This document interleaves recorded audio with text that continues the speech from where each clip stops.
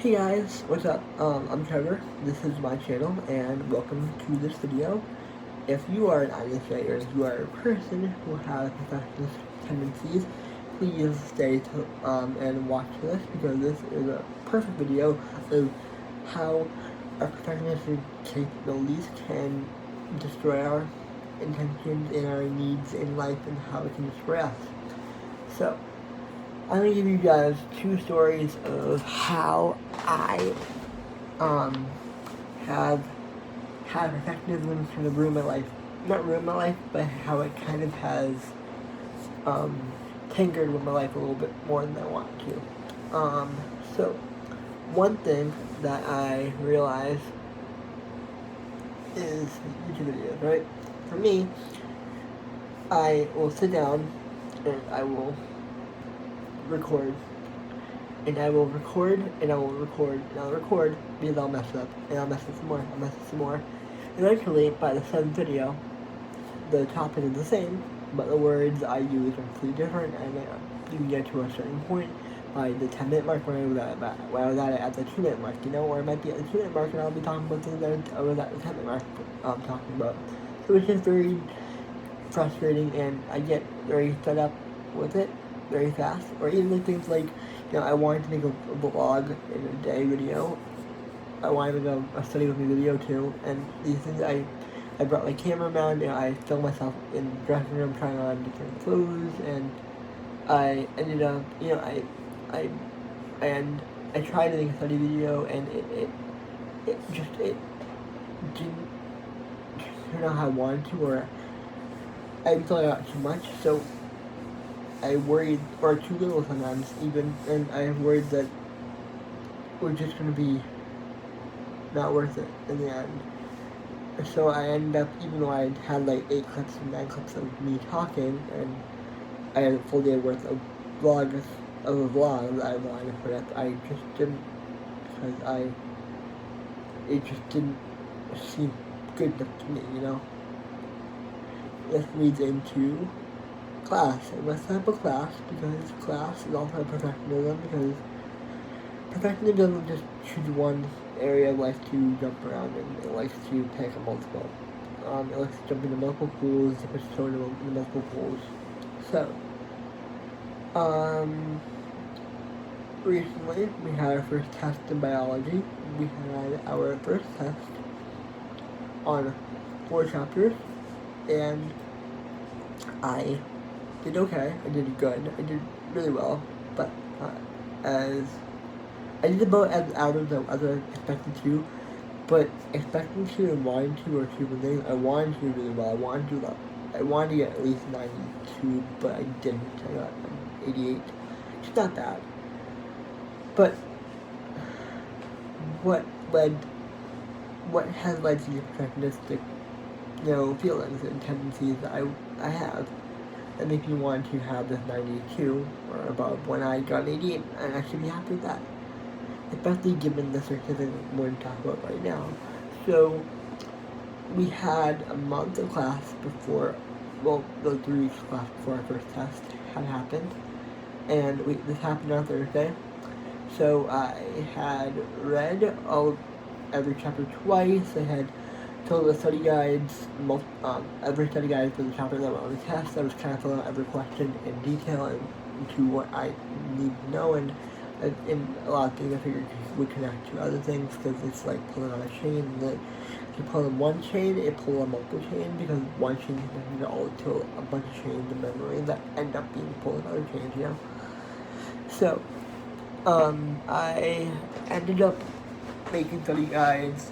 We were given study guides and filling them out on Word, and just kind of taking that and putting it up, and then going through and looking at what I knew versus what I didn't know, and we were delivering a review sheet, a 1-page front and back review sheet to the test, and I fit those 4 study guides of 2 pages each of information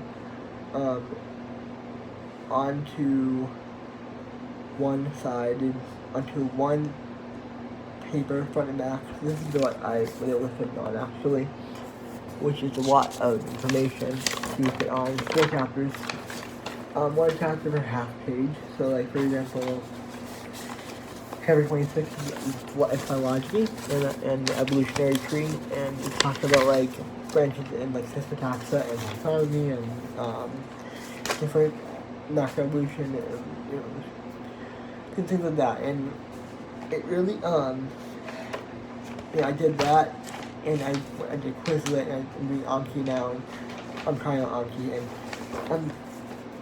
and so I feel I went in prepared, and I went in good because I had studied, and I'm glad I had studied because years ago I didn't know how to study. Leaving high school, I didn't know how to study. I had done really well in high school because I got an occasional C and D class because I didn't know how to study for history because I didn't want to study for history because history was awful with me and I didn't care how bad I did. And history just didn't seem important to me. And so it's super important to me, only certain parts of it, but that's for a different topic.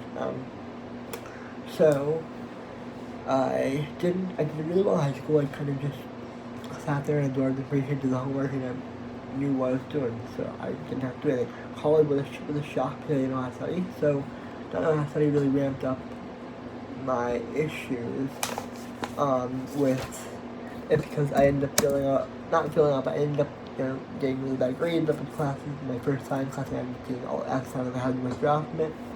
That was chemistry, and I did really well in chemistry in high school. So going from really well in high school to really bad in college, I felt disgruntled and discouraged to doing a science program. And not really, I'm still on the path, obviously, so I didn't really discourage me too much, but it made me upset and something that I didn't do so well because I didn't know how to study, you know? And even now, I look at it and I'm like, oh, well, I know how to study, but you really know how to study to the best of my ability.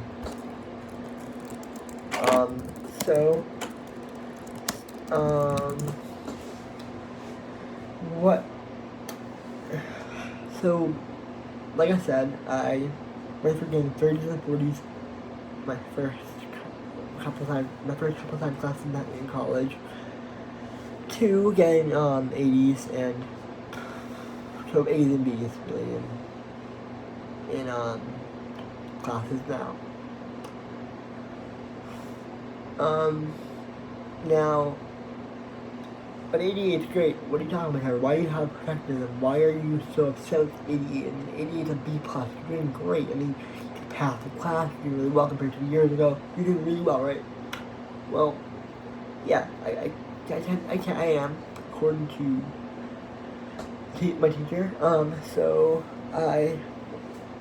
like I said, we took it to the test on Thursday, and I had got my grade posted online on a Monday or on a Sunday, and my class was on Tuesday and Thursday, so I didn't get my actual test back until that Tuesday, and we didn't get explained the test and how the class did on the test. And I met with my teacher before that, after the test on that Thursday to talk about being a tutor for Bio 1 and for Chem 1 or whatever in the tutoring center, and I wanted to do that. So we're talking, and she wanted to see how I did for the test, and I honestly didn't know how well I did because she hadn't seen my test on the pile yet because she hadn't gotten much of mine, and I left the test feeling good because I had done all that stuff. I had known most of the information. I spent all that time making these review sheets and fact-checking information I knew I didn't know, and making sure that I had all the information I didn't know on me, having all the information in my head that I already knew. So I didn't really even feel like I needed to use that review sheet much. I used it maybe for 2 questions at most, maybe 3. So in reality, I didn't really use it, and when you don't use it, it's either a sign that you're either really good or really bad. I did really good with this grade, but not good to me apparently. And by good with the grade, I mean that the test average, the test range, the grade range, ended up being from 103 at the top with 30 at the bottom. And the average was a 55, I think. 50 or 55. And I got an 88, so that was 33 to 30,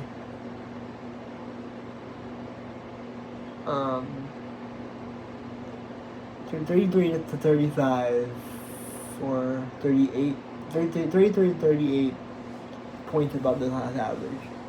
Let's just say 33 for now. So 33 points above the class average, that's 130 out of 100 that I got above them, basically. And that's insane to me. Because I should not have, I don't know, I mean, I'm glad I got an 88, but I'm also upset that I didn't, I don't know at all, you know, I'm upset that I didn't get a higher grade, but now that I have the information of, a 55 was average, and at that point I was worried that I didn't do well beyond my own grade levels, because I didn't want the teacher to have a bad impression of me, and not like, recommend me for the tutor center, and I really wanted to do that, so I still really want to do that, so we'll see how that goes, but once she told the class average to the class, I was like, oh, yeah, I did it really well compared to the class, and I am probably going to be, I am going to be recommended for the tutoring center job, but also I have this whole mindset of focus on a different side of the equation that, oh, just because you got 88, just because it's not up to your part doesn't mean that it's not good, because according to the class average, you did really good, Trevor, and that's really good, that's a really good grade. I mean, you can come a long way, right? And I've come a long way. I feel like I've done so much growing in only a couple of years, right? I feel like, you know, it's funny because Riku at Kingdom Hearts is an INFJ, or he technically is INJ in reality, more INFJ now than before, but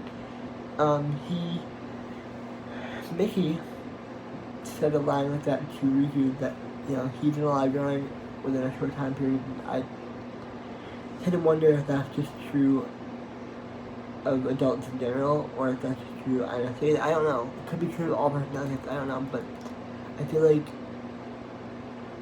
we tend to have these ups and downs, and growth opportunities happen when we go up and down, and we jump around, and we need to realize that these opportunities are there to help us, you know? Like an 88 is amazing. It's great. But I'm so upset about it, because I want to do better.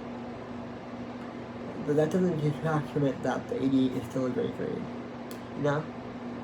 And that's why I'm going to leave it off, because I've talked a lot, and I figured this moral of the story is that please don't take it for face value, because you'll freak yourself out.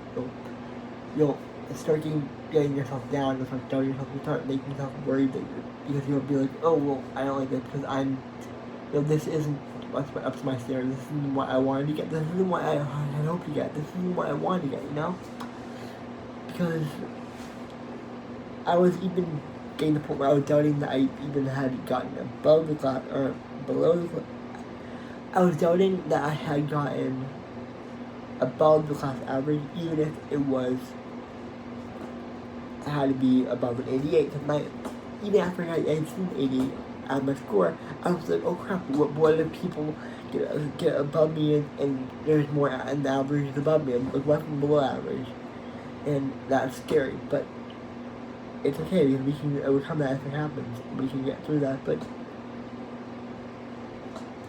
we need to realize that first, and that's when we leave you all off on. I will see you next time, and peace. Bye, guys.